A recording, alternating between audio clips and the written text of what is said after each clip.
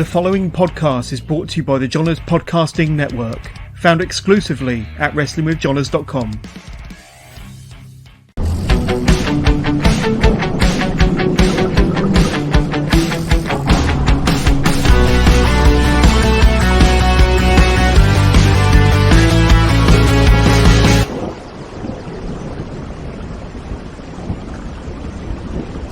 Hello and welcome to the latest episode of Wrestling with Johners, episode 225. Can you believe it? And today I've got an awesome guest with me. Can't wait to introduce the founder, the owner, the promoter of World Pro Wrestling, Matt Jarrett. So Matt, how are you doing, buddy?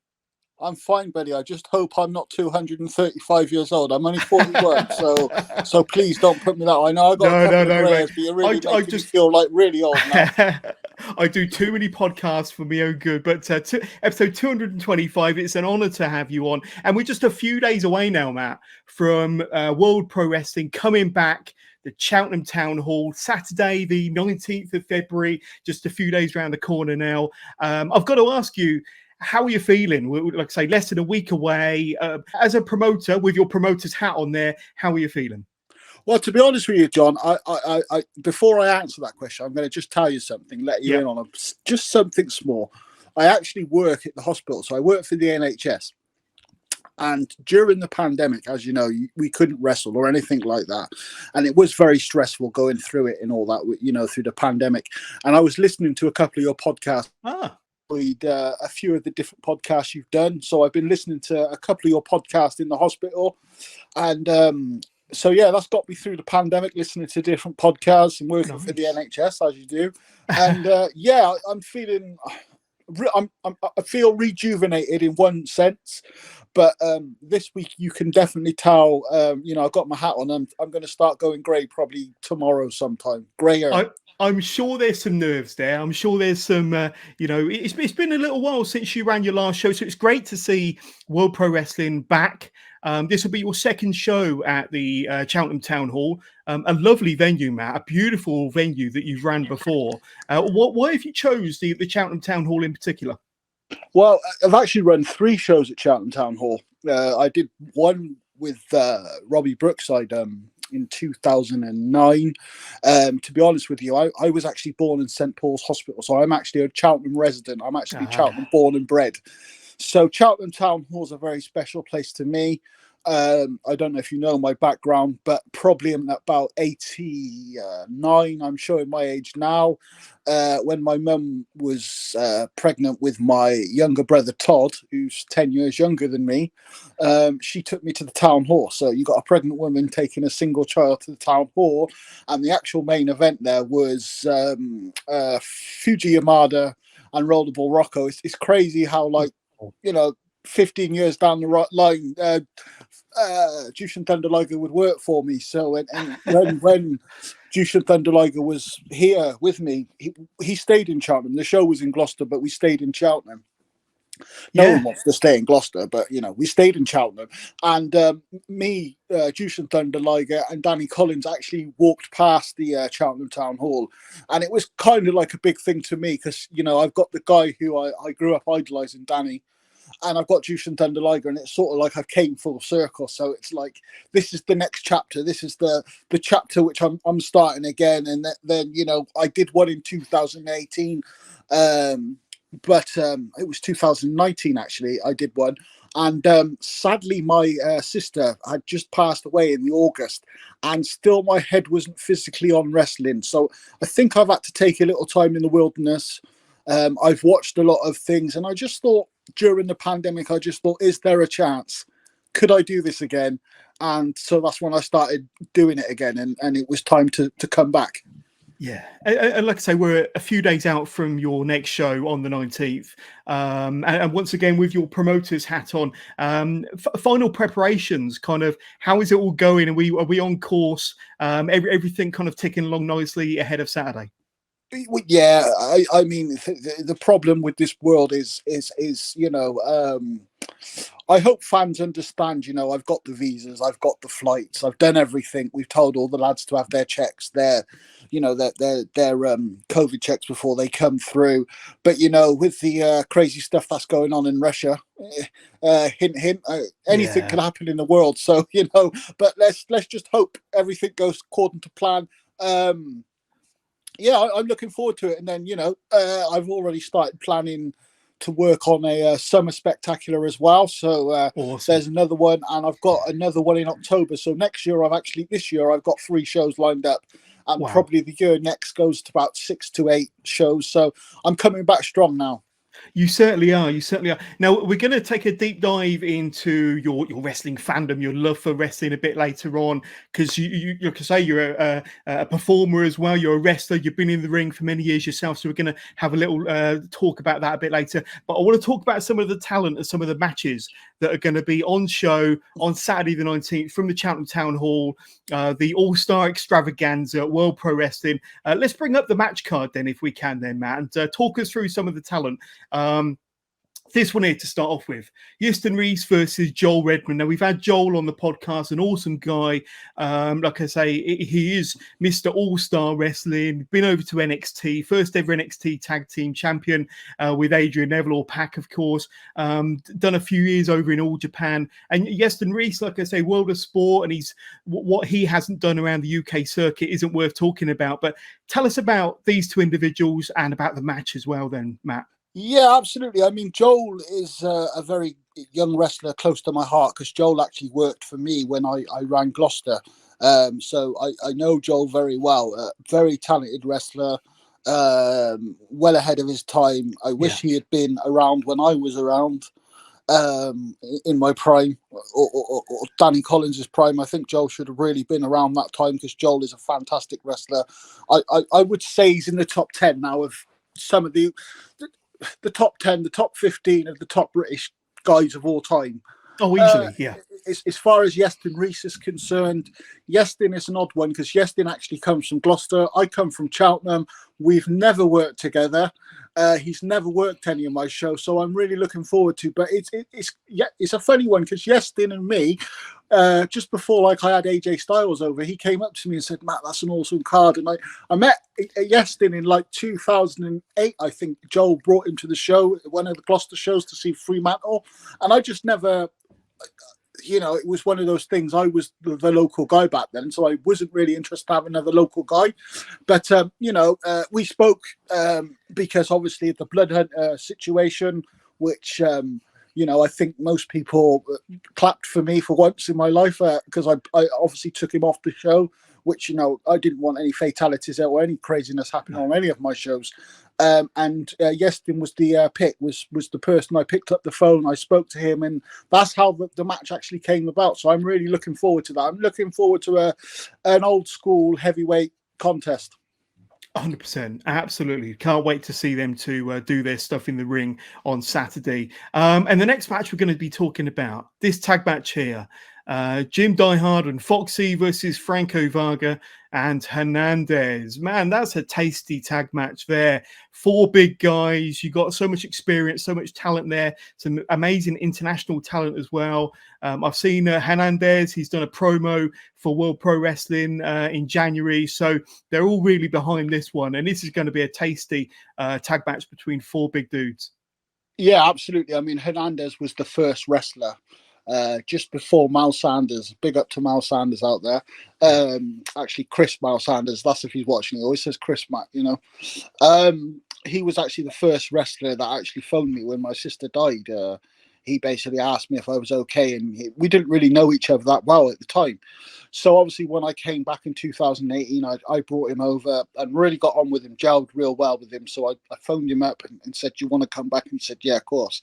And Franco had got in contact with me, and the connection between the two, because they're both from the Cuba area, Latinos. I mean, I'm from the next island, Jamaica. So yeah, it fit nice. It did fit nicely in there. And then I put Foxy, because Foxy's from sort of around this area. I've known Foxy for a long time. When he started wrestling years and years ago, before he got as good as he is, because he's an awesome talent himself. And Big Jim, I've never met him, but I phoned Jim, and he was more than happy to get involved. And that's going to be a real good banger of a heavyweight contest. You don't really see those types of contests around the UK much a day. So we're bringing something a bit different this time, which I felt, you've got to have the big guys, you've got to have the small guys, you've got to have, I think, a bit of everything, and that's what World Pro Wrestling's about. Absolutely. Like I say, flying in Hernandez, and you've got a lot of international talent there, a lot of beef in that ring as well, a mix of styles as well, Matt. That's going to be an awesome match. And I've said this many times. I've gone on record to say that I'm a huge fan of tag team wrestling. There's not enough tag team wrestling as far as I'm concerned. I just love kind of the different combinations, the different styles. You can have the different dynamics, the action, the storytelling that can be told in a tag match. So I think we're definitely going to get that in that match on Saturday for sure. What about this one though? I mean, come on, you've got two veterans of the ring, two guys that have been around the horn so many times. James Mason, a legend of the UK scene, against Andrew Anderson, who has also cut a promo for WPW and is really behind the show on Saturday, flying over from the US. But to go up against the UK legend such as James Mason, that's going to be a fantastic match, isn't it? Yeah, it's definitely going to be one for, I think, for the purist of wrestling. I think, the old school type of fan. The good thing about Anderson, I met him through the pandemic, and we've sort of just kept in contact. And I thought to myself, I could bring in, let's just put a random name, Cody, or I could have got any of the top AEW guys, or anyone. I could have spent a lot of money on some of the guys, but I thought, no, let's give some guys that are not so well known. And the good thing about Anderson, he's well connected with Kevin Sullivan, obviously from WCW days, so there's like a full circle there. James Mason, I mean, any show he's on in the country, anyone who buys a ticket and James is on that show, he's not going to let down. He's just going to perform. Me and James are actually the same age, and believe it or not, we've never wrestled. So, and it's crazy, we've been on loads of shows together. But we've never worked together. We've never wrestled together. We've never done anything together. So, so he's worked for me once before. But yeah, it's going to be nice to see James after all these years, because James he's doing very well with WWE, and I'm very happy for him. And when I called him and messaged him, he said, "Yeah, I'm very happy to come to be with you, Matt, again." So it's nice to see James back. Yeah. Absolutely. 1310 Apparel, who are the fantastic sponsors of not only this podcast, Wrestling with Johners, but the Johners Podcasting Network. And if you go over to their store at WrestleMerch Central, you can see their exclusive hardcore range of apparel there, their lucha range of apparel, and their more traditional 1310 and Four Corners apparel. They do sponsor, besides the Wrestling with Johners podcast, some well-known international wrestling talent such as Heidi Katrina, Northwest Strong's Chris Ridgway. And if you go over to their WrestleMerch Central store or their Big Cartel store, you can see the exclusive Heidi Katrina shirt there. Now, as a listener or a viewer of the Wrestling with Johners podcast, you can take advantage of our deal with 1310 Apparel by going to their WrestleMerch Central store at 1310.merch.global. That's their WrestleMerch Central store. Just search 1310 and at checkout, use the discount code 1310 WMC. That's 1310 WMC to get yourself 10% off at checkout at their global store, WrestleMerch Central. Take advantage of that offer now. Before I move on to the next match, I want to say that the graphics, the artwork, it's absolutely fantastic. I've got to say, it really makes the matches jump off the page, make you excited for the show. Just looking at the graphics there. So my hat off to whoever did those graphics, but some top work there for sure. Let's have a look at the next match then. Gianni Valletta, I'm guessing that's pronounced Valletta. Yes. Gianni Valletta versus Eddie Ryan. So the British Lion, Eddie Ryan, from down in the Portsmouth area, down in the south, but well known all over the country. And I've got to say, Gianni is not a character, not an individual I'm too familiar with. But for anybody else out there that's not too familiar with either of these two characters, tell us a bit more about those two. Well, from what I've heard about Gianni, he works for All Japan Pro Wrestling. The connection was made through Tajiri. obviously, and I was really thrilled when I looked at his work. If I don't like your work, I can't promote someone. That's just always been me. If I don't like the person's, like even how he walks the ring, if I don't like it, I just think to myself, well, why promote this? Because if I don't like it, I don't feel the fans are going to like it. So that's how I look at things. And Eddie Ryan, I can tell you what, I've done a little bit of homework through the pandemic again, and he was one guy that was really, really impressing me. So I can't believe he hasn't been signed to WWE yet. It's good he hasn't, because he can come work for me, obviously. But you know, he's a hell of a talented guy. He's got the body. He's obviously got the looks. And he's got the talent. He's got like the X factor which you need in wrestling. So you know, it's going to be nice. I hope off that match next week, I hope he can possibly get a tour to Japan, or maybe it might be a stepping stone into Europe, or you know, WWE might think to himself, well, we've seen you against an international, let's see what we can do now. But absolutely. You know. Well, I've seen Eddie Ryan work a few times around the Swindon area and around the Wiltshire area, especially for 4FW when they were around 5 or 6 years ago, mostly in tag matches. But I know that he's known mostly for his work in the south of England for Reach and various promotions, but a hell of a talent. And I think from everything you've said, that's going to be a great match as well. So you've given me a bit of a lesson on Gianni as well. So I'm looking forward to seeing him work. Let's have a look at this one then. So this is a tasty match. And when you talk about matches that can headline and main event any promotion, any card, anywhere in the world, you've got two individuals here that can easily do that. You've got the MLW middleweight champion, world middleweight champion, Tajiri versus Jody Fleisch, who 20 years in the business, wrestled all over Europe, all over the UK. I think he's wrestled in the States as well, but you've got two top international talent here, Matt, for the MLW World Middleweight title. So MLW have sanctioned this bout to be defended on your card next week. A great match. What can you tell us about it? Well, I mean, Tajiri, you can say he's done everything. I mean, he's literally done it. WWF, Impact Wrestling, Wrestle One, All Japan, New Japan, you name a company, he's been there. Tajiri's done it, been there, been to every major company there is. I've been speaking to quite a lot. He really respects Jody, but they've never met ever. Jody Fleisch, I mean, you know, we're talking one of the greatest wrestlers Great Britain's ever produced. And, you know, I think we're going to see a match of the year for sure. You know, there's several companies all around the country. I mean, we can't deny that. I could sit here and say World Pro Wrestling is the only company in the country. I'm not going to deny that, but I think, you know, with those two next week, if they come 100%, I don't think there's going to be many people around the country who will be able to follow that one. Absolutely. And what you've got with those two individuals in particular is two contrasting styles. You've obviously got the Japanese buzzsaw with his kicks and his strikes.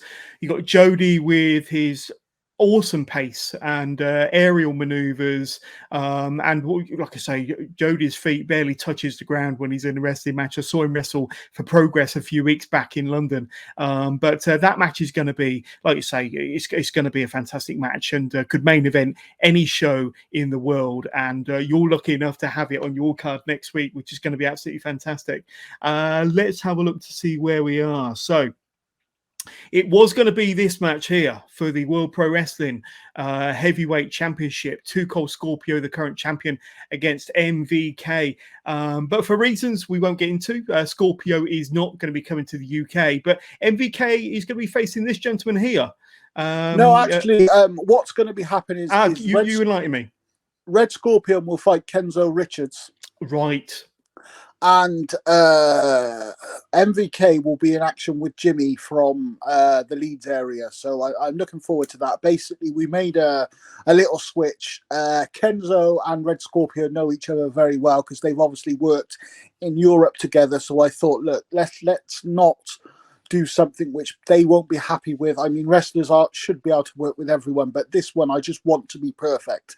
So I just thought let's let two guys who've obviously been in the ring together before quite a lot, Red Scorpion and Kenzo. Kenzo knows Cheltenham. He's been here before. He obviously knows World Pro Wrestling. He's been here before. So I just thought that would be fit. MVK, I actually feel sorry for the guy because it was his big chance. And with Scorpio, you know, there's no ill will between me and Scorpio. It is business. It's sometimes a very bad business. Sometimes not a very nice business. On my behalf, I wish Scorpio all the best of luck in the world. I Indeed, really do, yeah. from deep down in my heart. So anyone who's listening to this podcast, any other promoters, if you want to do business with Scorpio, do business with him. I'm not going to say anything. As far as I'm concerned, there's no ill will between me and Scorpio. We have spoke over the last couple of weeks a couple of times. It is what it is. And let's hope later in the year we can bring him over. I think, you know, there was a few different factors involved in the whole thing. That there was obviously the GCW thing. Yeah. There was obviously, you know, the other two bookings that was taken. There was my booking. There's obviously the COVID situation. So there's a whole heap of things that has gone in, and a decision was made. I don't like all this backlash against people and telling people they should do this and do that. As you've looked on my Facebook page a couple of times, I haven't said nothing bad towards Scorpio. No. I would never say that. The guy is a legend. Let's not deny that. He's probably one of the greatest high flyers of all time. One of my favourites. He can't be there. But, you know, we will make it up to the fans. We have come up to a decision, which I'm going to announce live on the podcast now. All the fans who paid to see Two Cold Scorpio, and all the fans, you know, who had bought tickets up till last week when we made the decision, when the decision was made, we're obviously going to give them 10% off the next time, our next show in the Summer Spectacular. So Brilliant. Do keep your online tickets and keep your tickets, so you do keep that ticket. So the next time you just put it in when you buy your next ticket, and you get a little bit off. It's no bad from us. It's no bad from Scorpio. It's just what happened. And that's a brilliant gesture from you and the WPW management. You know, that's a great gesture. And so thank you for making that an exclusive on the podcast. And so keep hold of your tickets so that, like I say, for the Summer Spectacular, you might be able to save yourself 10%. But like I say, and hopefully we'll get to see Scorpio back over here in the UK defending his title sometime later on this year. And like I say, one of my all-time favourites. Loved watching him in the 90s, WCW, ECW, and then WWF, of course. So a phenomenal talent, and crazy to think that he's still doing it 25 years later. Absolutely. But I think we could go on about Scorpio. This could be a whole different conversation, but you know, I think Scorpio is one of the most underrated wrestlers. I mean, if you've seen his work, and I mean, you obviously have. I mean, you put him with Rob Van Dam, you put him with Chris Benoit, you put him with Eddie Guerrero, you put him Sabu, with whoever. he can mix it up with them. I just think, you know, unfortunate things happen, you know, as wrestlers do. We're only human, and as a promoter, I'm a human. I know how it feels. A decision was made, and that's, you know, a ticket was purchased. The booking fee was given to him. We were just about to get his visa. Luckily, we've got the booking fee back, and now it's fighting the airlines. But, you know, again, I'll just say live on here today, we will be giving the fans 10% back off discount off the Summer Spectacular. So, you know, let's hope we can get Scorpio over so fans can see him again. Absolutely. Let's change course a little bit then, Matt, and talk about you and your love for pro wrestling. Tell us when pro wrestling first came into your life. You told us that story earlier on when you was kind of a small Mr. Jarrett with your pregnant mother took you to the was it the Cheltenham Town Hall, or but to see your first wrestling show? But tell us about growing up a wrestling fan and kind of how that really came into your life then. Well, me and my mum actually lived with my nan and granddad when I first came into the world, and I was born in '79. So about 1984, probably when I was about 4 years old, I can remember sitting and watching, you know, the ITV World of Sport, Big Daddy, and, you know, all those guys. I mean, Big Daddy was obviously every kid's hero, so I can't deny he wasn't my hero. Probably a couple of months he was my hero, but he was my hero for a bit. And then, you know, I can remember watching Danny even back then. I mean, Danny would probably kill me now if I said when I was 4 years old he was 15. I mean, it's, you know, but unfortunately that happens. It's the time, the time warrior always gets you eventually. Exactly. But you know, and then my mum took me as it was just a treat really, because my brother's got a different father, and you know, I was a bit upset at the time, and it's 10-year gap. It's a big gap between two children. So she took me as probably a gift or something, and we went to watch it. And I still really didn't know what it was, but I remember when I was about 9. I was about 9 at the time, and that match was unbelievable. Rocco and Yamada, it was unbelievable. And then I started watching WWE wrestling, and that's what really got it. Hulk Hogan, all those guys. And probably about 11, my mum started taking me regularly then to the Cheltenham Town Hall, because Brian Dixon was running that whole season. So we went all the time. It was every fortnight. My mum would take me to the Town Hall to watch wrestling. I saw them all there. Brookside, the Doc, Marty Jones, every one of them. And then I started to get into a lot of trouble with the old Bill, so to speak. And got myself into trouble with the schools and stuff like that. Probably left school earlier than most kids. I probably had a few nights in the cells as a teenager. And then I met this lovely woman called Pat Hodson, who was a social worker. And she said to me, if I behaved myself at school and didn't get myself into any trouble with the police for, I think it was like 3 weeks or something like that. And I said, yeah. She said, I will do something for you. What do you like doing? I said, I love wrestling. She said, I will make contact with one of the promoters who's coming to Gloucester Leisure Centre, or it was Cheltenham Town. It was one of them. I can't remember who it was. Yeah. And I said, okay. And that's how she took me. When I walked out of that town hall, I said to her, in 5 years' time, that's what I'll do for a living. It would only be 3 years, I think. And then it was just, because back then I think it probably was easier to get into the mafia than getting into the wrestling business. It was quite a closed business back then, wasn't it? It was quite a closed business. Yeah. Now it's very open, but it's quite closed back then. And that night, I actually met a crazy character called Eli Collins. Mad Eli, and he overheard me speaking to Pat Hodson, and things go in circles, and he gave me a number. Now you see him, I've started training. Now I'm on my journey because I've got into it. My nan and granddad and my mum said if I behaved myself and didn't cause no trouble, they would pay for me to get to the training school. My mum didn't drive, so I used to get on the train and go from Cheltenham to Trowbridge. Trained down in Trowbridge with Gareth Humphreys.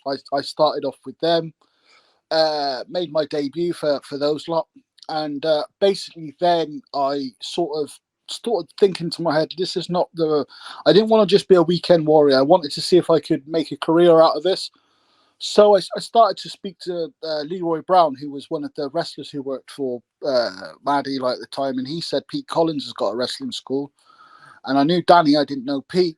And I got introduced to Pete, and then I started training with Pete, and that's how I got started. So then Pete, put me on a couple of his shows, and then introduced me to Scott Conway, and that's when it sort of started opening up, and that's when, I got everywhere else I needed to get to. So that's really the story in a nutshell. So you were 16 when you started in the business or started training, is that right? You were quite young.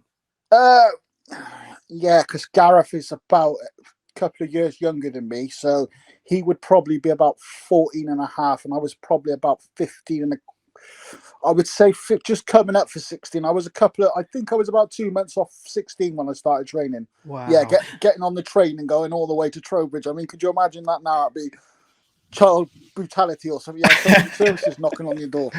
Well, it's a small world because I work in Trowbridge, and where I live is next door to Trowbridge, so it's a small world. But to think you used to do your training down here, yeah, there was like this. We used to get off the train, and there was like a little bakery, and the ring was above the bakery, and we trained in like this little place. And when it was the summer, it was like really hot, and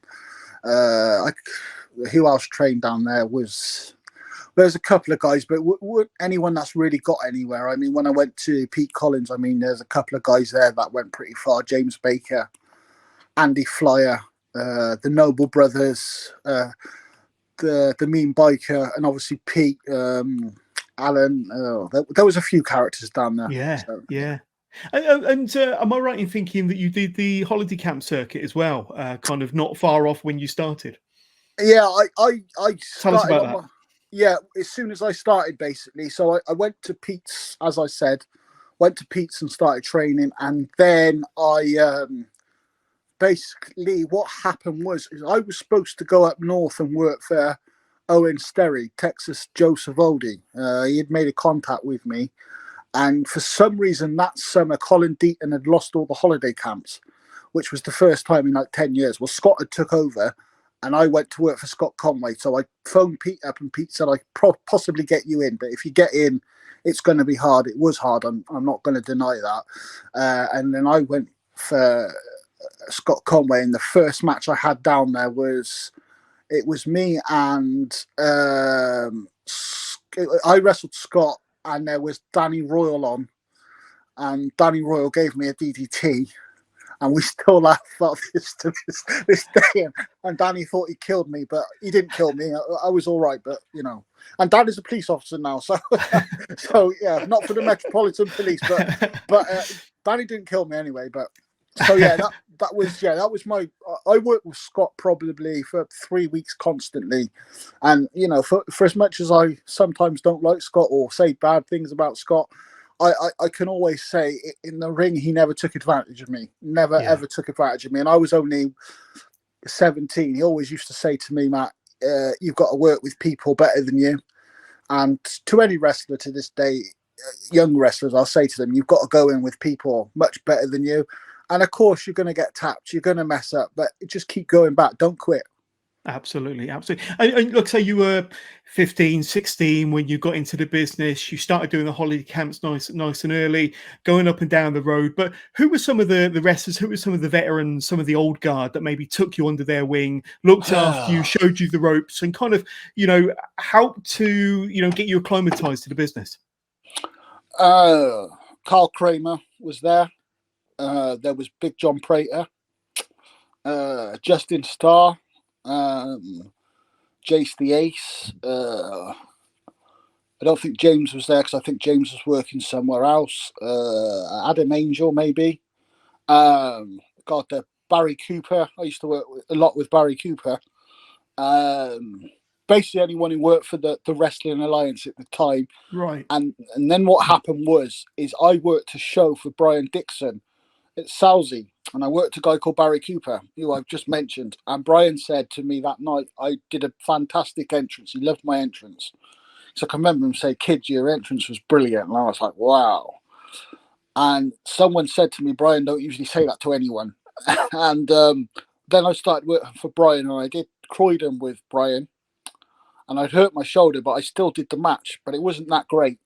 And I was like, oh, God, I've messed up and stuff like that. And Judy Starr came up to me and said, you haven't messed up. Don't worry about it. I didn't hear from Brian then for a couple of months. And then he called me one night. I came back from work. I got a job because I left the holiday camps, and I thought, so, I don't want to do this no more. I'm going to do something else. I was actually thinking about rapping. I'm not very good, but that's another story anyway.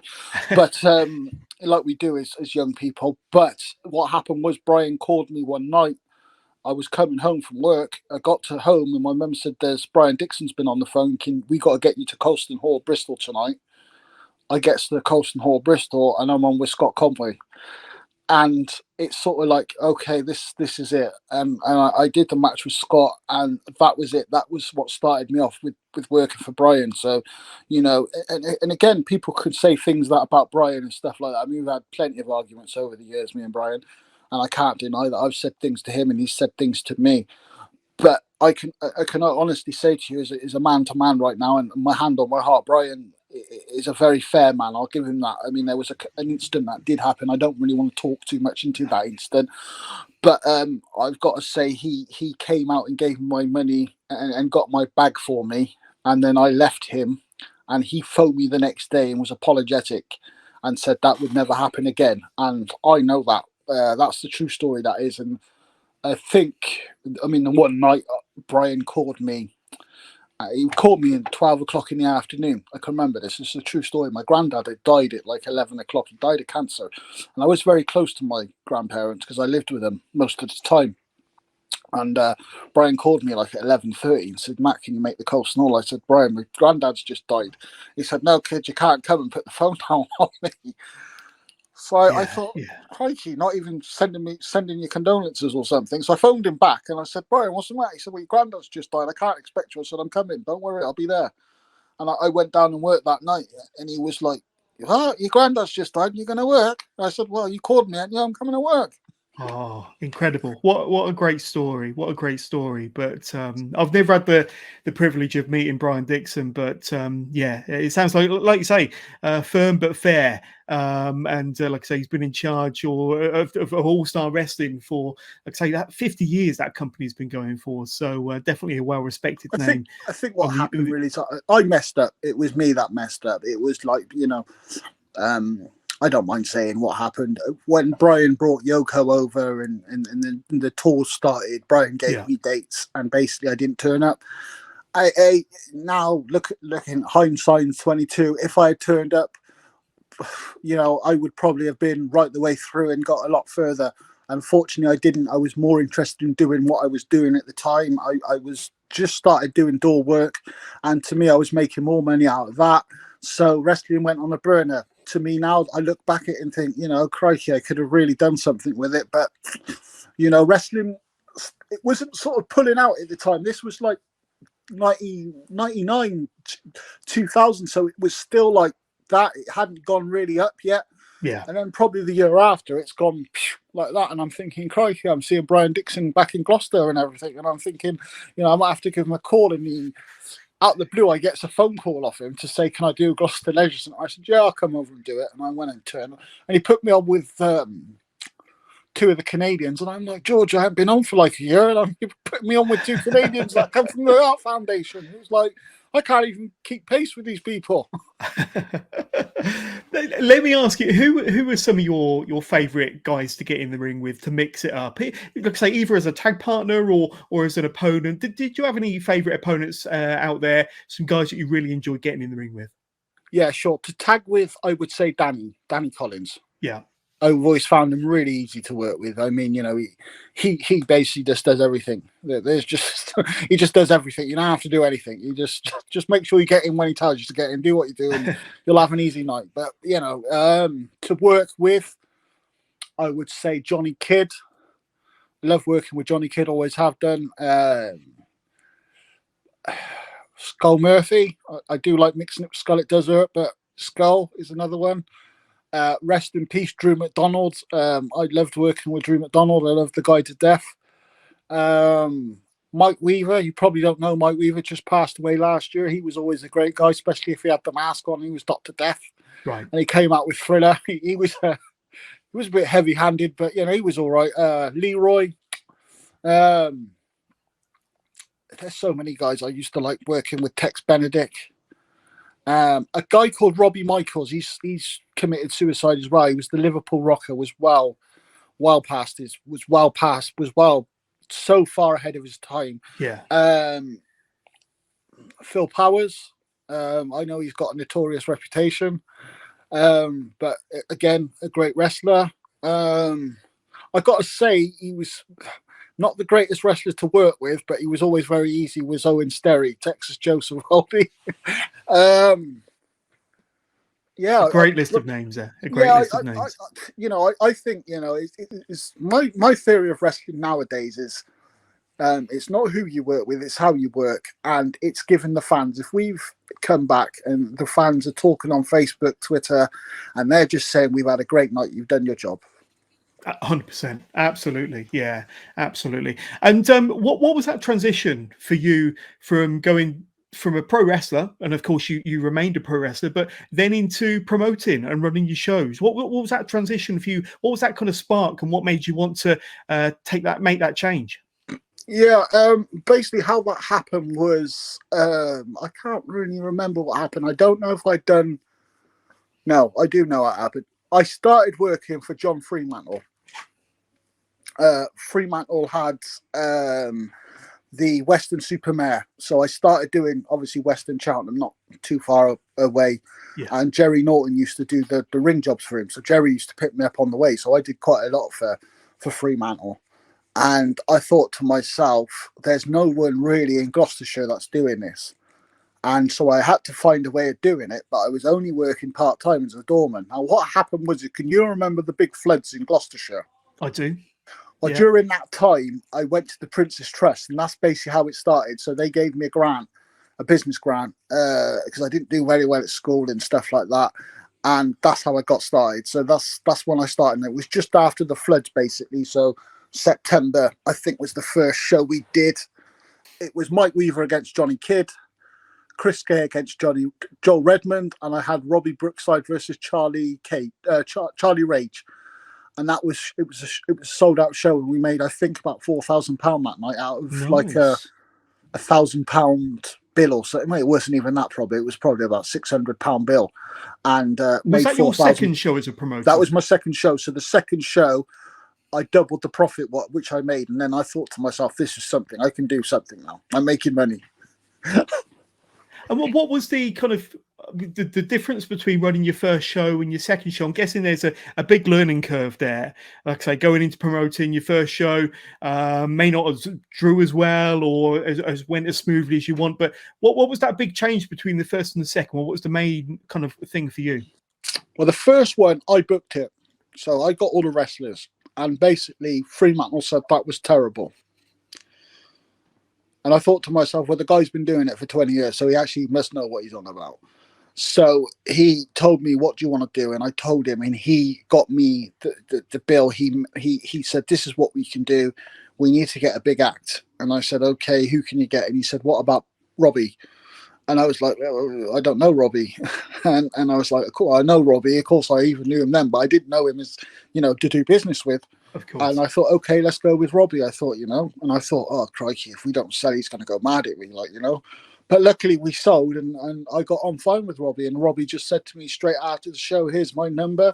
And if you want anyone, just call me. And really, that's how it started. Then he introduced me to Drew, because I think I had left Brian Dixon and Drew came back. But I think at the time when I was working for Dixon, Drew was with Oric. And I think when I left, Drew went back to Dixon. So we had met, but we hadn't met, if you know what I mean. Yeah. And then I brought Drew in, and Drew obviously had contact with Danny. So Danny called me and said, I would love to come and work for you, Matt. Again, I worked with Danny at the Colston Hall, obviously, because he worked for Brian mainly. But I didn't know Danny, if you know. I know that sounds a bit stupid, but I didn't really know. I knew Pete better than Danny. But then obviously, I clicked better with Danny. Not to say I don't like Pete, but I clicked better with Danny. And sometimes you get that, clicking with people. No, I understand that, yeah. And I got on real well with Danny, had a real good rapport with him, and told him what I wanted to do. And he said, yeah, cool, and let's get on with it. And that's how we started. That's awesome. And doing my research, you've run a number of shows from the mid 2000s all the way up to 2019. We discussed that show earlier on from the Cheltenham Town Hall, and you've had an amazing array of talent from all over the UK, all over the world, some amazing international talent. Just for my listeners and viewers at home, list off some of the incredible talent that you've worked with as a promoter over the years then.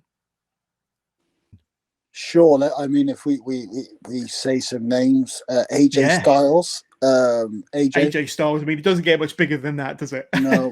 Doug Williams, legend. Hiroshi Tanahashi is such a good guy. I'll tell you a quick story about him. Actually, he got off the plane and told me he never gets tired. As soon as he got in the car and we're driving to Cheltenham, he was gone. He was snoring, so he does get tired. But Tanahashi. Satoshi Kojima, Kendo Kashin, Harry Smith. Yeah. Obviously, he's been on quite a few of your shows, hasn't he, Harry Smith? Yeah, he has. What's his name? Spanky's been over. Yep.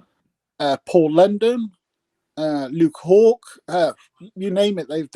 I've wrestled with most of them. Not wrestled with them. Worked with most of them. Yeah. And then obviously. What's his name? Andy Quilden. Obviously, even if I don't like him, I'll even say a bit of respect to him because he's done a hell of a job to keep that going with New Japan in him. I know how much that costs, so I know it's not cheap.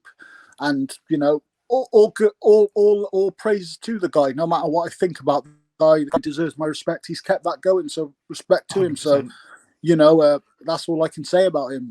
That's really all I want to say about him.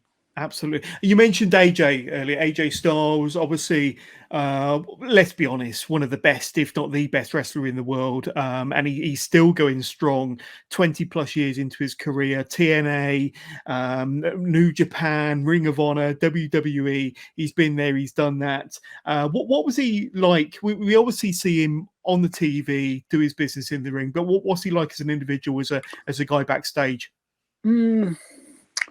I think at the time when AJ came over, and I think AJ would possibly agree with me, AJ's wife was literally days away from giving birth. Right. So possibly AJ wanted to was be he a at bit home. distracted? Probably was, and probably I had this massive show on, and probably I was distracted. So probably, between the two of us, we didn't really, what we were supposed to do, we probably didn't do. If now I'd look back at it, but I'll always say this about AJ, no matter what I think. I can't deny AJ's talent and one of the most gifted athletes in the world, so respect to him. But, the time when I had him, I was a bit distracted and he was a bit distracted. So unfortunately, it wasn't the greatest relationship in the world. But, I wouldn't ever say anything bad about AJ. So, huge talent. And like you say, during that time, there was a lot going on with the birth of his next child and one or two things. But focusing back on World Pro Wrestling now, and we've obviously spoke at length about the show on Saturday the 19th from the Cheltenham Town Hall, the All-Star Extravaganza. But you mentioned briefly earlier about some future shows, a summer spectacular, or however you described it. So obviously this summer is going to be a huge year for British wrestling because it marks the 30th anniversary of a show that I was at, Wembley Stadium, SummerSlam 92. Do you know something? I was there as well. Which row were you on? Well, I was up in the gods. I was probably far on back. the other side, but I was there too. I was there, and I was 16, so I was old enough to appreciate what was going on. And like I say, the undercard wasn't anything to shout about, but just being there was amazing. And of course, that main event was something to shout about. Bret Hart. And Davey Boy. And of course, this summer marks the 30th anniversary of that show. Is your show that you got planned for the summer, is it going to have some sort of homage to that spectacular match 30 years ago? To be honest with you, I don't think anyone will ever be able to pull that one off. I think it would be like me and you trying to write the script of Rocky 1. I just don't think we could ever do it. No. I think there's certain things you just can't change. No and yes, that's all I'll say. I've got an idea what I want to do, and I've got some sort of ideas what I want to do.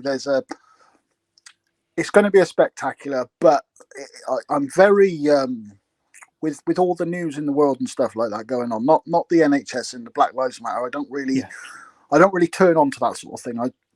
It is what it is. But I'm really committed to seeing knife crime stop in the UK. I've had one of my nephews was actually stabbed to death. He was actually stabbed, and his friend was shot. And I really want to do something which could stop that.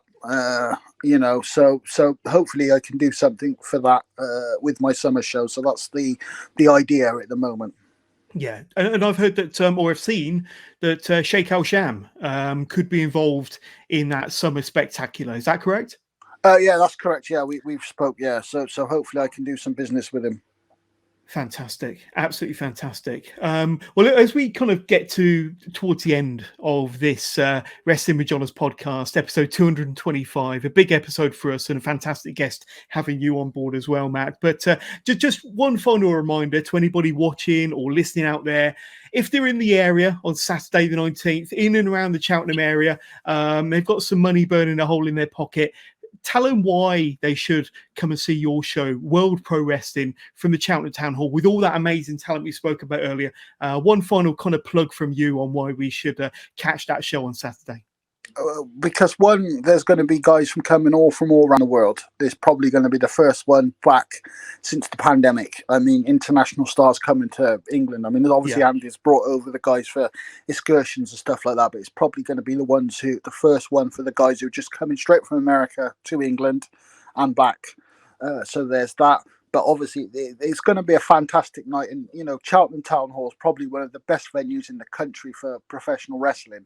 And it's going to be a fantastic show. And there's going to be a few fireworks at the show for sure. 100%. I'm sure we're going to see some great action, some great matches, some amazing talent, maybe one or two surprises, who knows? But I know for sure it's going to be a great occasion. I'm looking forward to being there. But if anybody is interested, where can they get tickets from? Yeah. You can go to the Cheltenham Town Hall website, or you can call Cheltenham Town Hall. You can go to the Cheltenham Town Hall website, which is cheltenhamtownhall.gov.uk, and that's probably the best way to get it, or the Cheltenham Trust. So that's another way. We'll make sure that the link to that ticket seller is in the description to this podcast. So anybody watching or listening to this ahead of Saturday, the 19th of February, can click in the link and get their tickets nice and simply by visiting the website. So we'll make sure all of that is sorted for you. But Matt, it's been awesome speaking to you. I just want to ask you a question. Yeah, you go for it. End. Which wrestler are you looking forward to interviewing?